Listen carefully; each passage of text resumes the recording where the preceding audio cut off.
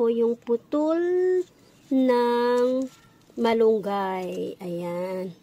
Napakaliit lang po nito at plants ko po ito sa maliit na bottle.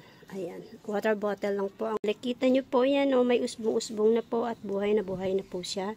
Ayan. Dahil wala po tayong malaking lupain dito, ay tatanim lang po natin ito sa malaking pot. Ayan. Ita-transfer po natin yan po neto. Ayan. Dito ko po yan ilalagay. Ita-transfer ko po yan. Ito po yung ating malunggay. Ay pinutulan ko po siya.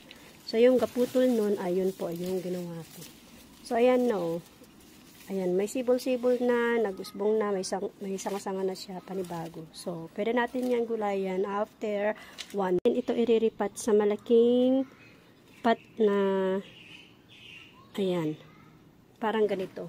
Or medyo ganito. Kalaki. Para madali siyang lumaki. Ayan. Tingnan nyo, buhay na. Malunggay po yan. Kailangan po natin to at ito po ay masustansya at maraming maitutulong sa ating katawan. Ayan.